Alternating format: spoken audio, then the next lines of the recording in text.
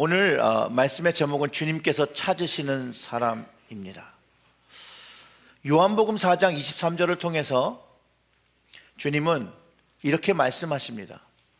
아버지께서 참되게 예배하는 자들을 영과 진리로 예배할 때가 오나니 곧 이때라. 아버지께서는 자기에게 이렇게 예배하는 자를 찾으시느니라 라고 하면서 하나님 아버지께서 찾으는 이가 바로 하나님을 예배하는 자라고 가르쳐 주셨습니다. 그렇기 때문에 이 말씀을 비춰볼 때 주님께서 찾으시는 사람은 바로 예배자입니다.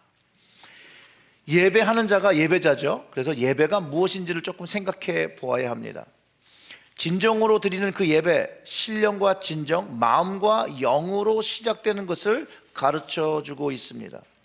예배란 말의 그 원어의 뜻은 프로스퀘네오라고 해서, 프로스는 뭐뭐에게 입을 맞추다, 퀘네스 입을 맞추다라는 그 합성어입니다.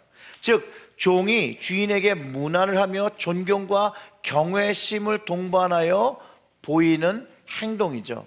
엄숙한 행위죠. 즉 예배자는 하나님을 존중하고 경외하면서 순종하는 마음으로 자기 자신을 숙여 하나님을 바라보는 사람이라는 거예요. 하나님이 무엇이라고 말할지 귀를 기울이고 하나님이 말씀하시면 그것에 순종하겠다는 마음을 가지고 바라보는 사람. 그렇기 때문에 이 예배의 중심은 바로 마음에 있고 영에 있습니다.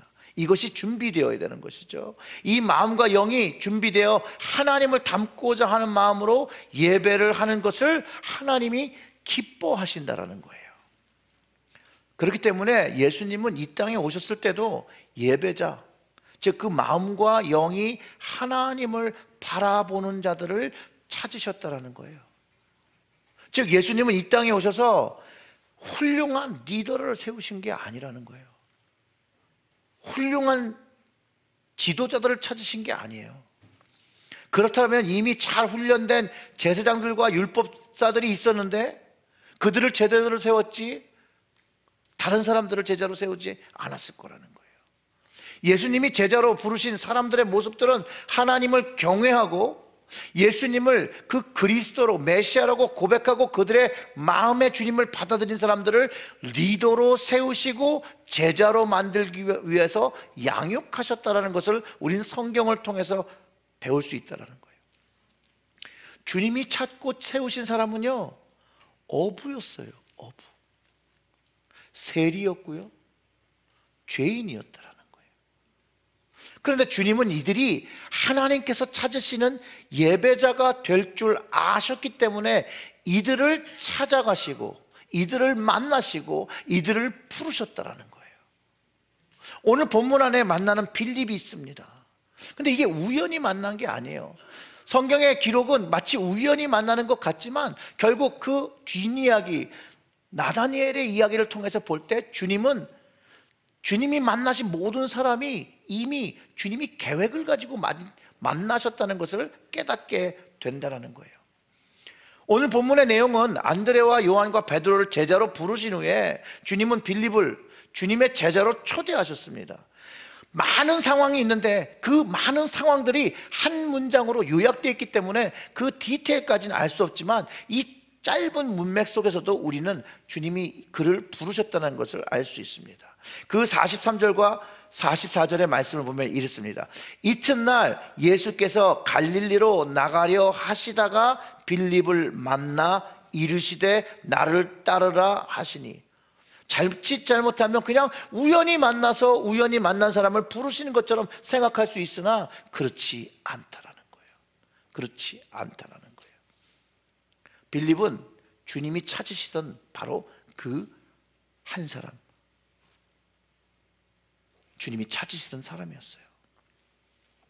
44절에 이렇게 나옵니다. 빌립은 안드레와 베드로와 한 동네 벳세다 사람이라고 기록하고 있습니다. 이 짧은 글에는요, 빌립의 순종이 이미 담겨 있어요. 한 동네 사는 안드레와 베드로가 주님을 부르실 때 순종하였잖아요. 예수님이 복음서를 통해서 제자들을 부르실 때 다 같이 응답하듯이 이 빌립도 주님을 순종하여 따랐다는 거예요. 이 순종했다는 모습을 정확히 기록하고 있지만 빌립의 변화, 빌립이 나다니엘로 찾아가는 그 모습 속에서 우리는 그 주님의 응답을 받은 자로서 우리는 기억할 수 있다는 거예요. 즉 우리는 빌립의 이야기를 나다니엘을 통해서 또 이해할 수 있다는 것이에요. 그리고 왜 다른 모든 제자들이 주님께 즉시 순종한 이야기를 이 나다니엘의 이야기를 통해서 우리는 알 수 있습니다. 주님이 찾으시는 사람은요, 순종의 사람입니다. 왜냐하면 참으로 신기한 것은 예수님을 만나고 그분을 메시아라고 고백하고 깨닫는 사람들은 예수님을 다른 사람들에게 전합니다.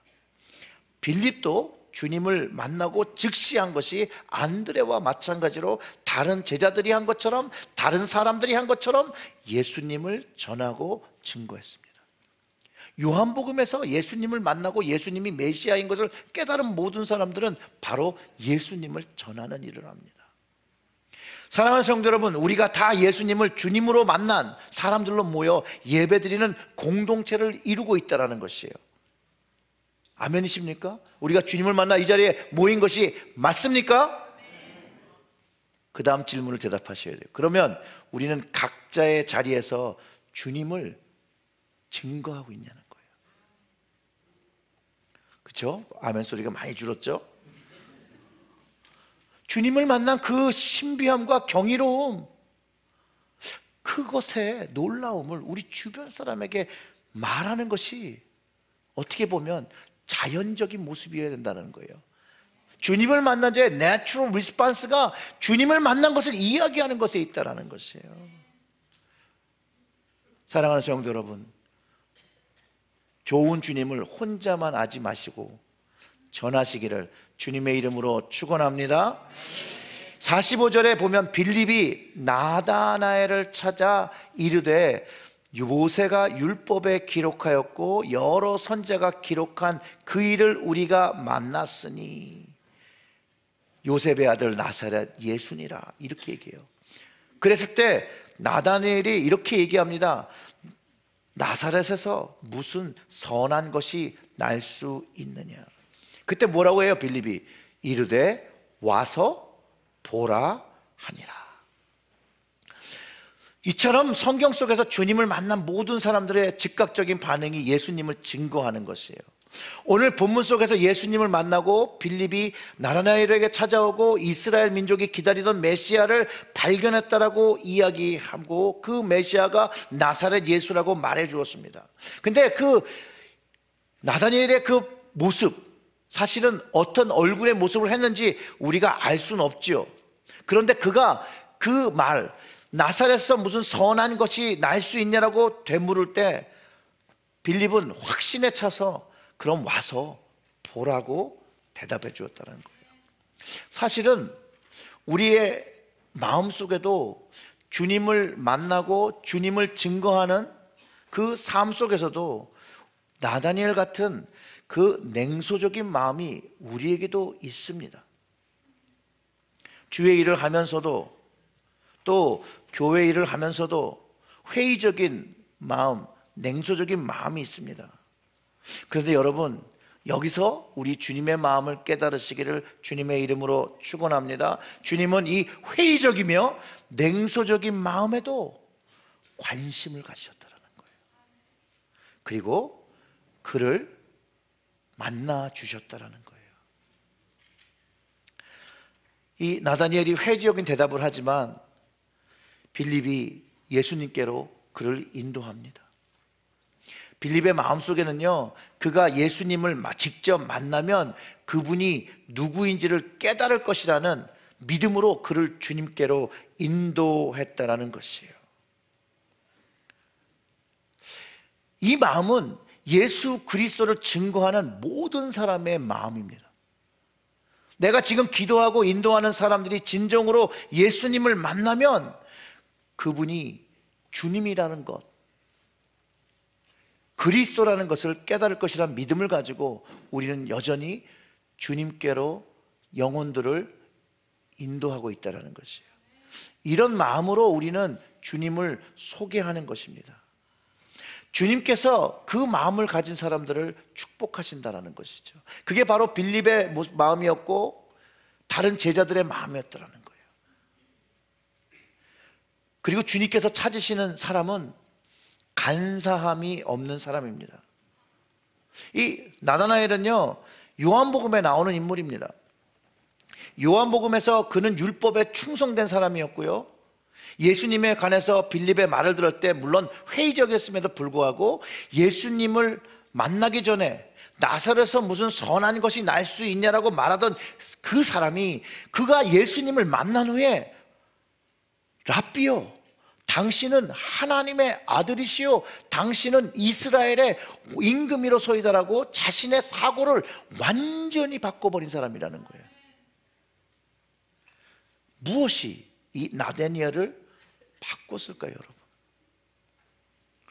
이 나다나엘이 정말 예수님으로부터 본 것이, 경험한 것이 무엇일까요? 그가 오늘 우리가 읽었던 성경처럼 예수님이 하나님의 아들이시며 이스라엘 왕이라고 그 고백한 것이 이 질문 후라는 거예요. 어떻게 나를 아시나이까? 예수님이 이 질문에 답을 하신 후에 그는 변화가 일어났습니다. 큰 변화죠.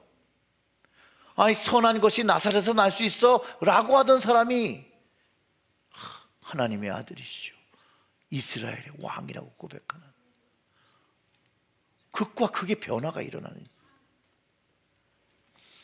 그 변화의 이유가 예수님이 이렇게 그에게 말씀하실 때입니다. 그 47절부터 57절까지 말씀을 보면 이렇습니다. 예수님께서 나다나엘이 자기에게 오시는 걸 보시고 그를 가리켜 이르시되, 보라, 이는 참으로 이스라엘 사람이라 그 속에는 간사한 것이 없도다. 자, 근데 이 말을 나다나엘이 들은 거예요. 나다나엘이 이르되, 너 어떻게 나를 아시나이까? 예수께서 대답하여 이르시되, 빌립이 너를 부르기 전에 내가 무화과 나무 아래 있을 때에 보았노라. 자, 그러자마자 49절 한번 다 같이 읽어보겠습니다. 나다나엘이 대답하되, 랍비여, 당신은 하나님의 아들이시요 당신은 이스라엘의 임금이로소이다. 50절 예수께서 대답하여 이르시되, 내가 너를 무화과 아래서 보았다므로 함으로 믿느냐? 이보다 더 큰 일을 보리라. 아멘. 주님이요, 이 나다나엘을 잘 알고 계셨어요. 예수님의 그 하나님 아들 되심을 나타내는 것이죠. 신성을 나타내는 모습이죠. 나다나엘은요, 예수님을 처음 보는 순간이었어요. 빌립이 이야기해줘서 그 마음속에 회의적인 마음이 있었는데, 근데 예수님이 이 나다나엘을 알고 계셨다는 거예요. 그 이전에 알고, 그 나다나엘이 하나님께서 찾으시는 예배자라는 걸 아셨어요. 그 마음에 간사한 것이 없고, 즉 그 말과 행동이 일치되어지고 진정성을 가지고 있다는 것을 말씀하셨어요. 그가 정말로 하나님께서 주신 언약을 믿으며 그 언약이 성취되기를 소망하며 기도하는 사람이라는 것을 예수님이 이미 알고 계셨고, 그를 누구인지를 가르쳐 주셨다는 거예요.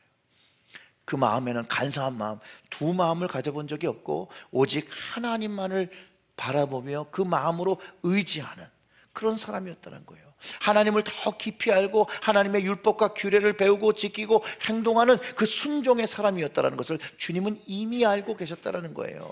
빌립이 데리고 오기 전부터 알고 계셨다는 것이에요. 나다나엘에게 무화과 나무 아래서 더 깊게 율법을 배우고 말씀을 묵상하고 기도한 것을 예수님이 알고 계셨다라는 것이에요. 그때 그 예수님의 말씀이 선포되어질 때 이 나다나엘이 그 항거할 수 없는 힘에 이끌리며 예수님을 하나님의 아들이라고 고백했다라는 거예요. 자신의 마음이 꿰뚫어져가는 그런 것을 예수님의 말씀을 통해서 경험하는 것이죠. 그리고 자신이 생각하고 있던 것을 단번에 모두 버리고 이제 그 예수님을 하나님의 아들과 이스라엘의 임금이라고 고백한다라는 것이에요. 그 왜 그런 줄 아세요, 여러분? 나다니엘이 자신이 기도할 때 그 예수님은 없었거든요. 자신이 기도한 자리는 자신만 알고 있었거든요. 자신이 기도한 내용은 자기만 알았거든요. 근데 그 내용을 예수님이 알고 계시고 예수님이 그것을 말씀하시는 거예요. 빌립이 오기 전에 나무 아래서, 그것도 무화과 나무 아래서 자신이 무엇을 하고 무엇을 기도한 것을 알고 계신 그 주님을 경험하며 그 예수님이 말씀하실 때 자기의 기도의 제목의 응답을 그 주님으로부터, 예수님으로부터 들을 수 있었다라는 것이죠. 이스라엘 전통에서 무화과 나무 아래서는요, 기도도 하고 말씀을 묵상하고 율법을 묵상한다라고 합니다. 물론 우리가 사실은 나다니엘이 나무 아래서 기도를 했는지 묵상을 했는지 잡생각을 했는지 우리는 모르죠. 하지만 주님은 아셨다라는 거예요. 그가 이스라엘을 위하여 정말로 진심으로 기도하고 그 마음에 이스라엘을 걱정하고 이스라엘의 변화를 위하여 기도하고 혼자 그 외로움을 가지고 기도하던 그를 아셨다라는 것이죠. 그 나다나엘의 고민이 거기 있는 거예요.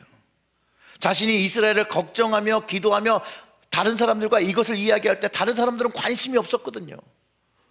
다른 사람들은 자신의 삶에 너무 바쁘고 그 이스라엘에 대한 마음을 이해하지 못하고 이야기 나누지 못하고 그는 홀로 무화과 나무 아래서 기도하고 있었다는 것을 예수님이 아셨더라는 거예요. 주님이 그 은밀한 장소에서 은밀한 기도 들으신 그것을 아신다라는 거예요. 사랑하는 성도 여러분, 여러분들이 기도하시면서 주님이 들으시나? 정말 내 기도를 들으시나? 그런 생각이 드실 때 이 말씀을 듣고 여러분 확신하십시오. 우리 주님은 우리의 기도를 들으십니다. 그 은밀한 기도를 들으십니다. 그 안타까움을 주님은 아십니다. 그 마음을 찾으신다라는 거예요.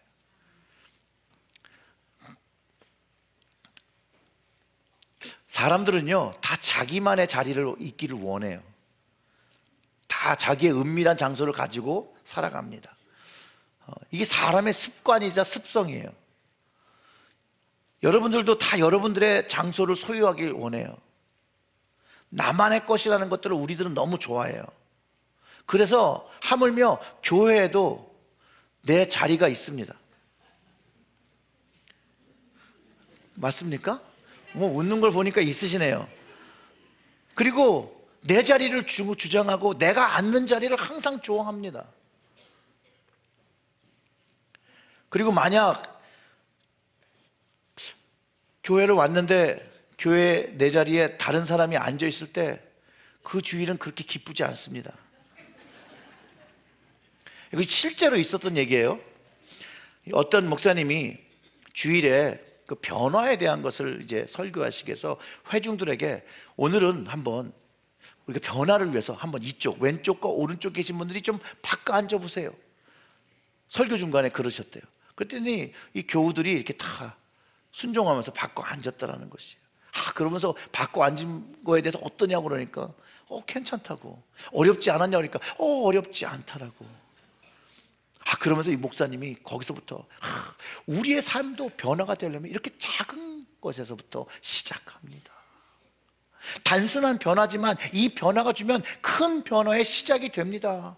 조금 것부터 시작하면 됩니다. 조그만 것부터 우리의 신앙의 모습을 바꾸면 큰 것으로 바뀌어질 수 있습니다 라고 이야기를 하셨다는 거예요. 그러면서 회중들한테 이해가 되십니까? 그러니까 아멘 이렇게 하더래요. 그래서 오늘 내 예화에 동참해 주셔서 너무 감사하다라고 감사를 표하자 그 회중이 각자의 자리로, 자신들이 앉았던 자리로 다 돌아가셨다라고 해요. 인간의 습성이에요. 잘못됐다라고 얘기하는 것이 아니에요. 그런데 이 습성을 잘 이용하면 하나님께 영광 돌리는 습성이 된다는 거예요. 나다니엘의 습성의 자리는 기도의 장소인 무화과 나무였다라는 것이에요. 기도의 장소였다라는 것이죠. 그의 습관의 그 자리는요, 하나님의 말씀을 묵상하는 자리였다라는 것이죠. 그의 은밀한 그 장소가 무화과 나무였다라는 것. 그가 이스라엘을 위하여 눈물 흘린 곳, 자신이 외롭게 기도한 그곳, 그가 이스라엘의 열정을 가지고 생각한 곳, 그러나 그 누구도 그의 이야기를 귀 기울이지 않고 외롭게 기도하던 그곳, 바로 무화과 나무였더라는 거예요. 나다니엘은 예수님이 그런 자신의 마음을 알고 계신 것을 경험했더라는 거예요. 이야기 처음으로 돌아가면요, 빌립이요, 예수님을 만나고 가장 먼저 떠올린 사람이 나다니엘. 그를 알았기 때문에 예수님을 소개한 거예요. 그가 그렇게 늘 자기의 삶 속에서 말하던 것, 야, 이 사람이 들었으면 제일 좋겠다라고 생각한 사람을 데리고 나온 거예요. 사랑하는 성도 여러분, 우리에게 체리힐 제1교회가 바로 이 무화과 나무 아래가 되어야 됩니다. 하나님 나라를 위하여 기도하는 자리가 되어야 되고요, 주님 나라를 향하여 열정을 가지는 자리가 되어야 되고요, 하나님의 말씀을 묵상하는 자리가 되어야 돼요. 하나님의 집은 아버지의 그 기도하는 집이라고 가르쳐 주셨습니다. 이곳에서 기도가 올려져야 됩니다. 기도의 향기가 올라가야 합니다. 모든 우리의 육체적인 습관마저도 이곳이 되어서 하나님께 마음을 열고 기도를 할 때, 우리의 마음을 드릴 때 주님께서 우리의 마음을 응답하시는 그런 자리가 될 수 있다는 것 여러분 깨달으시고 늘 기도의 자리를 세우시기를 주님의 이름으로 축원합니다. 그렇기 때문에 나다나엘의 기도를 들으신 주님, 우리의 기도를, 나의 기도를 들으신다는 거예요. 근데 많은 사람들이요, 그런 고민을 해요.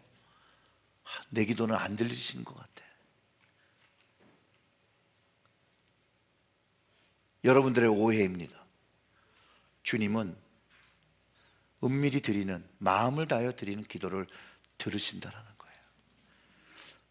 물론 세상이 너무 바쁘고 하나님과 예수님께 집중할 수 없도록 시끄럽고 혼란스럽습니다. 우리 귀의 마음에 주님의 마음과 주님의 소리를 들어야 되는데 세상의 소리가 너무 많이 들려서 정말 주님의 소리를 들을 수 없는 상황 속에서 살아가는 것도 많습니다. 그렇기 때문에 기도의 자리, 주님을 들을 수 있는 자리 나와야 한다는 거예요. 주님은 이미 나다나엘의 그 모든 것을 아셨지만 나다나엘을 찾아가신 게 아니라 기다리셨어요. 빌립이 나다나엘을 데리고 오는 것을 기다리셨다는 거예요. 주님은 오늘도 우리를 기다리신다는 거예요. 기도의 자리에서 만나기를 원하신다는 거예요. 그래서 주님이 찾으시는 사람은요, 기도의 사람이에요. 예수님도 늘 조용한 곳에서 기도하셨어요. 무화과 나무에서 기도하는 그 나다나엘의 마음에 간사한 것이 없고 참 이스라엘이 하신 것을 보면서 그가 참 이스라엘이라고 부르신 그 주님, 그 하나님의 언약을 가지고 살고 있었다는 것을 주님도 기도를 통하여 아신 거죠. 마음이 청결한 나다나엘은요, 마태복음의 5장 8절의 말씀처럼 마음이 청결한 자는 복이 있나니 저희가 하나님을 볼 것이요 라고 한 것처럼 주님이 누구인지를 깨닫는 거예요. 그리고 그 기도를 들으신 주님, 그 주님도 나다나엘을 아셨던 것처럼 우리의 은밀한 기도와 기도의 자리로 나와 기도할 때 주님은 우리의 마음을 아신다는 거예요. 다른 사람은 다 몰라도, 다른 사람은 다 오해해도 주님은 나다나엘을 아셨던 것처럼 우리를, 여러분의 기도를, 여러분들의 마음을 한 분 한 분 다 아신다라는 거예요. 이 땅에는요, 많은 기도하는 사람들이 있었습니다. 그 기도하는 사람들의 기도로 역사에 정말로 변화가 일어났던 적들이 많이 있습니다. 특별히 한 사람을 지목해서 얘기하면 미국에서는 마틴 루터 킹 목사님이 있습니다. 그는요, 굉장히 외롭고 마음 아프게 기도하던 사람이었습니다. 그런데 여러분, 그의 기도가 나중에 응답이 된다는 거예요. 그의 영향이 이 땅의 많은 사람들에게 위로의 눈물이 되었고 소망이 되었습니다. 그의 아버지도, 그의 할아버지도, 그의 증조 할아버지도 목사님이셨고 형제도 또 삼촌도 모두 다 설교자였다고 합니다. 그가 덱스터 애비뉴에 그 있는 침례교회 목사가 되었을 때 그의 고백은 하나님을 잘 몰랐다라고 합니다. 그런데 어느 날 로사 박스가 버스 뒷자리로 가는 것을 거부하고 사람으로서의 그 평등을, 인권의 평등을 주장했을 때 그가 이제 해야 될 일을 깨달았다고 합니다.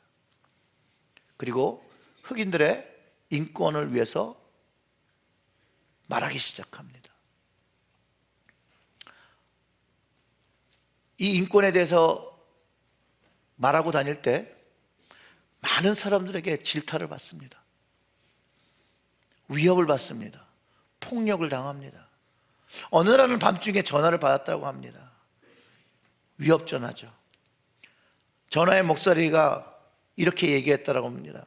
우리는 너를 싫어한다. 3일 안에 이곳에서 떠나지 않으면 너의 머리와 너의 집을 폭파시키겠다고 했습니다. 그날 그 목사님은 기도하셨다고 합니다.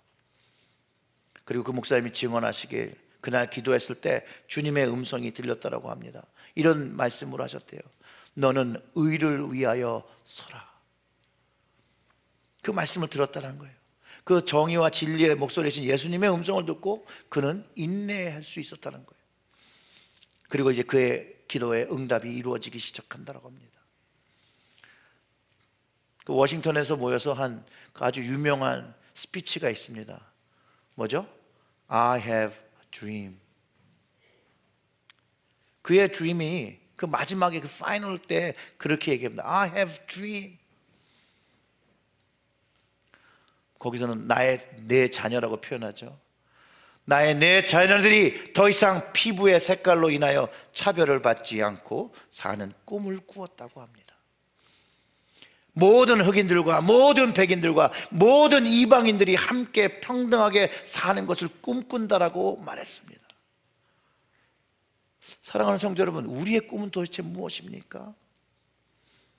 우리 자녀들의 꿈은 무엇입니까? 이 땅에서 차별받지 않고 살아가는 것입니까? 여러분, 나다나엘의 꿈은 무엇이었을까요?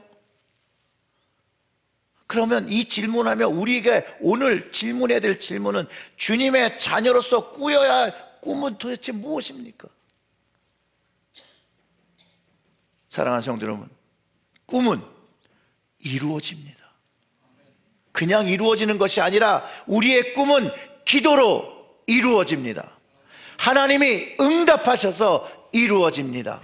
내가 할 수 없는 것 같지만 주님께서 그 마음을 들으시고 기도를 들으셔서 응답됩니다. 왜냐하면 우리 주님은 우리의 은밀한 기도를 들으시기 때문입니다. 큰 소리로 하든 작은 소리로 하든 주님은 우리의 기도 그 중심을 보시고 기도에 응답하신다라는 거예요. 단순히 그냥 들으시는 것이 아니라 요한복음 14장 12절과 15절을 통해서 이렇게 말씀하십니다. 내가 진실로 진실로 너에게 이르노니 나를 믿는 자는 내가 하는 일도 그도 할 것이요 또한 그보다 큰 일도 하리니 이는 내가 아버지께로 감이라. 너희가 내 이름으로 무엇을 구하든지 내가 행하리니 이는 아버지로 하여금 아버지로 말미암아 영광을 받게 하려 함이니라. 내 이름으로 무엇이든지 내게 구하면 내가 행하리라. 너희가 나를 사랑하면 나의 계명을 지키리라. 아멘. 나다니엘이 이렇게 말씀하셨죠. 내가 너를 무화과 나무 아래서 보았다 함으로 믿느냐? 이보다 더 큰 일을 보리라. 이르시되 진실로 너에게 이르노니 하늘이 열리고 하나님의 사자들이 인자 위에서 오르락 내리락 하는 것을 보리라 하시니라. 나다나엘에게 미리 가르쳐주신 부활, 그 영광의 이야기죠. 이게 주님이 부활하셔서 하나님 보좌로 가심으로 약속하신 그 이름으로 기도하는 것에 대해서 가르쳐 주셨다는 거예요. 그리고 그 이름을 통하여 기도한 것들을 시행하신다라고, 응답하신다라고 말씀하셨어요. 물론 성경은 자신의 정욕을 위하여 구하는 것은 받을 수 없다라고 이미 이야기해 놨죠. 하지만 주님의 계명을 지키며 주님을 사랑하며 주님의 이름으로 기도하는 것들은 응답하신다라고 하신다는 거예요.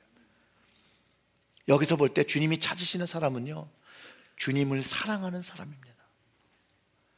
하나님을 전심으로 사랑하고 하나님이 주신 사람을 사랑하고 주님을 사랑하고 주님께 기도하고 주님의 말씀을 듣고 주님이 원하시는 순결한 신부의 모습이 되어야 된다는 거죠. 순결한 신부의 의미라는 게 뭐예요? 주님을 사랑하는 것이죠. 주님이 나를 아시는 거죠. 그 마음을, 순결한 주님의 신부된 그 마음을 아신다는 거예요. 시편 116편 1절에 이렇게 얘기합니다. 다 같이 읽어봅니다. 여호와께서 내 음성과 내 간구를 들으심으로 내가 그를 사랑하는도다. 자, 이게 반복되어지는 거잖아요. 내가 주님을 사랑함으로 기도하면 주님께서 내 간구와 내 음성을 들으며 그분이 나를 사랑하시는 거에 대해서 응답하신다라는 거예요. 그렇기 때문에 사랑하는 성도 여러분, 우리는 우리의 음성과 기도를 들으시는 주님께 기도로 나아가며 거기 안에서 사랑을 경험하는 그 자리로 나아가시기를 주님의 이름으로 축원합니다. 그 자리에서 주님께서 주시는 그 뜨거운 십자가의 사랑을 경험하며 그 사랑을 우리의 심장에 채울 때 우리는 주님의 순결한 신부가 되어진다는 거예요. 그 주님의 순결한 신부가 될 때 주님의 터치를 경험하고 사랑의 터치를 경험하고 은혜의 터치를 경험하고 성령님의 터치를 경험하고 그 터치가 우리의 심장을 뛰게 하기 시작한다는 거예요. 육체의 심장이 뛰며 우리가 생명을 누리며 살아가는 것처럼 성령님의 강렬한 터치가 우리의 영적인 심장이 뛰게 한다는 거예요. 우리는 이거를 다른 말로 이렇게 표현하죠. 우리 가슴이 뜨거워졌다. 성령 충만 받았다. 이것들이 가슴 안에 주님을 사랑하는 마음으로 가득 찰 때 경험되어지는 것이라는 것이죠. 그때 주님의 음성이 우리에게 들린다는 거예요. 그 주님의 음성이 내가 너를 보았다. 내가 너를 듣는다. 내가 너를 사랑한다. 내가 너를 위하여 죽었다. 내가 너를 위하여 살았다. 내가 너와 함께한다. 두려워 말라. 담대하라. 내가 세상을 이기었노라. 주님께서 우리의 기도의 자리에서, 임재의 자리에서 들려주시는 말씀이라는 거예요. 우리의 믿음이 연약하여 이걸 잘 믿지 못하기 때문에 우리의 기도의 자리에서, 말씀의 자리에서 무한 반복하며 우리가 이것을 믿고 경험하기를 원하셔서 말씀하시는 내용이라는 것이에요. 시편 116편 6절부터 8절의 말씀을 우리 다 같이 한번 읽어보겠습니다. 여호와께서는 순전한 자를 지키시나니 내가 어려울 때에 나를 구원하셨도다. 내 영혼아 내 평안함으로 돌아갈지어다. 여호와께서 너를 후대하심이로다. 주께서 내 영혼을 사망에서 내 눈을 눈물에서 내 발을 넘어짐에서 건지셨나이다. 아멘. 예수님을 통하여 우리에게 이루어진 성경의 말씀입니다. 사랑하는 성도 여러분, 늘 주님과 함께 교제하고 주님의 임재 안에 거하고 주님 사랑 안에 거하며 주님만을 사랑하고 주님께 참 예배를 드리고 주님께 순종하고 주님이 찾으시는 그 기도의 음성 들으시고 오직 주님만을 사랑하시고 여러분의 마음과 사랑을 드리시기를 주님의 이름으로 축원합니다.